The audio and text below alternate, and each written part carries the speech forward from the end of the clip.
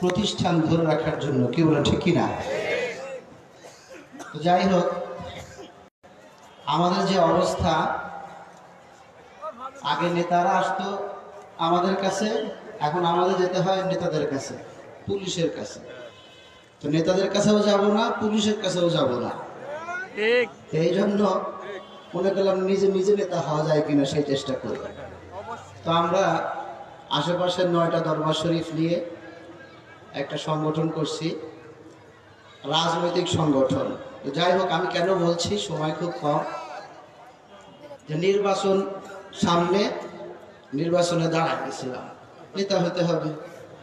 তারপরে যে মার্কা, সে মার্কা অনেকের পছন্দ হয় নাই, অনেকে বলছে না এটা ঠিক হচ্ছে না, সময়ও কম, টাকা পয়সাও নাই, প্রচার প্রচারণা সেভাবে হয় নাই। তারপরে অনেক কিছু বিবেচনা করে বসে পড়লাম। তবে একটা উপকার হয়েছে, যে নির্বাচনের জন্য 4টে ভাই একটা মঞ্চে আসতে পারছে 9 বছর পরে। আলহামদুলিল্লাহ, নারায়ে তাকবীর, নারায়ে তাকবীর, রমজান দরবার শরীফ, রমজান দরবার শরীফ, সিলসিলায়ে ফুরফুরা শরীফ, নারায়ে তাকবীর। আমি এখানে কেন এই কথা বলছি, যে শুধু মঞ্চে একত্রিত হওয়া না, আমার ইচ্ছা সার্বিকভাবে আমাদের এক হতে হবে। এই ব্যাপারে আপনারা কি একমত না দ্বিমত? আচ্ছা, হাত তোলার দরকার নাই। আমি প্রশ্ন করতেছি, অনেক সময় আমরা প্রশ্নের উত্তরগুলো এমন ভাবে দিই না বুঝেই আর কি। আমাদেরকে বুঝতে হবে, বুঝার জন্য আমরা দরবারগুলিতে আসবো। আত্মশুদ্ধি মানে বুঝ ক্ষমতা অর্জন করা। আমরা অনেক সময় বুঝি না, না বোঝার জন্য অনেক ক্ষতি আমাদের হচ্ছে।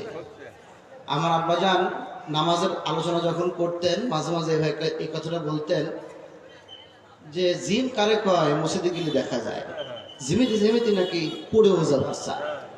তো কেন বলতেন আমি বেশি ব্যাখ্যায় যাচ্ছি না, উদাহরণটা বোঝানোর জন্য বাবা এইভাবে দিতেন যে আগেকার মানুষ নাকি পুঁথি শুনত, পুঁথির মধ্যে কি লেখা থাকতো, হায় রে ঘোড়ায় চড়িয়া মানুষ হাঁটিয়া চলিল, কিছু দূর যাওয়ার পরে মর্দ রওনা হইল, মানে লাখ লাখ কাতার কাতার গুনে দেখে মোটে 10,000।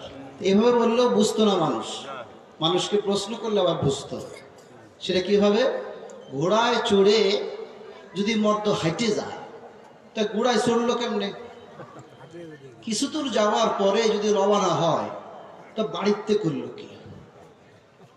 100 হাজারে লাখ হয়, মারতেছে লাখ লাখ কাতার কাতার, গুনে দেখতেছে 10,000, তো কত হাজারে লাখ হয়? তার মানে কি? মিথ্যে কথা। কিন্তু মানুষ বুঝতেছে, বাংলায় করছে, সুর দিয়ে বলতেছে, কি মজা লাগতেছে, সারা রাত নাকি পুঁথি শুনতো, একটু জিমিত না। মসজিদের ভিতরে যায় 10 থেকে 5 মিনিট না, 5 থেকে 10 মিনিট জিমে, মানে কি? বোঝে না। এই যে বোঝে না, এটা একটা উদাহরণ মাত্র, বুঝতে হবে আমাদের।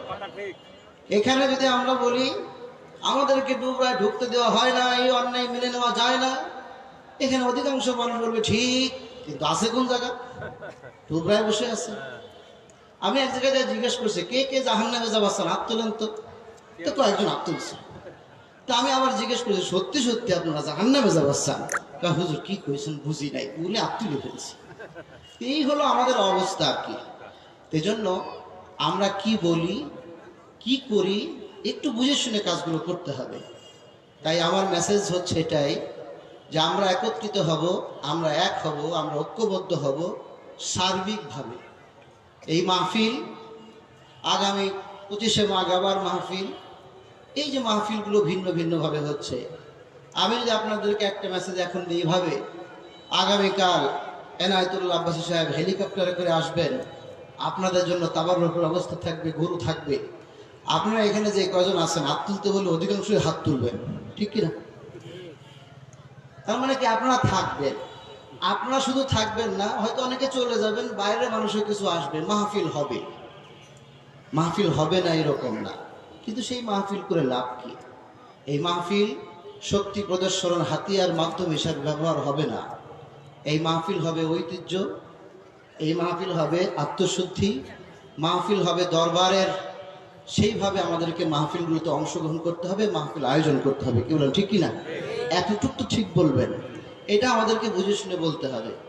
এই জন্য আমি আপনাদেরকে অনুরোধ করছি যে আপনাদের যার যার জায়গা যেভাবে আছে একটু ছাড় দিয়ে একত্র হওয়ার যে পরামর্শ, আগ্রহ এবং আমাদের যেই কাজটা আমরা যেন সেভাবে করতে পারি। ছাড় না দিলে এক হওয়ার কোনো রকম সুযোগ নাই। ছাড় যার যার জায়গা থেকে দিতে হবে, তো এই ছাড়টা যেন আমরা দিতে পারি। আপনারা পরামর্শ দেবেন, আপনার নিজেরা পরিবর্তন হবেন, আপনার নিজেরা অনুরোধ করবেন, আমরা যেন ছাড় দিতে পারি। ছাড় দিয়ে মাদ্রাসা, মাহফিল, দরবার একত্রিতভাবে চার ভাই মিলেমিশে যেন আমরা আয়োজন করতে পারি, চালাতে পারি। আল্লাহ তাআলা আমাদেরকে সেই তৌফিক দান করুন, সকলে বলুন আমিন। আমরাও যেন একত্রিতভাবে দরবারের ঐতিহ্য রক্ষা করে দরবারকে সমুন্নত করতে একসাথে কাঁধে কাঁধ মিলিয়ে সমস্ত জায়গায় একত্রিতভাবে এককভাবে মিলেমিশে মহব্বতের সাথে আমরা যোগদান করতে পারি, আয়োজন করতে পারি, সেইভাবে প্রতিষ্ঠানগুলোতে আমরা চালাতে পারি। আল্লাহ তাআলা আমাদেরকে সেই তৌফিক দান করুন, সকলে বলুন আমিন। ওয়া আখিরু দাওয়ানা আলহামদুলিল্লাহি রাব্বিল আলামিন। আসসালামু আলাইকুম ওয়া রাহমাতুল্লাহ।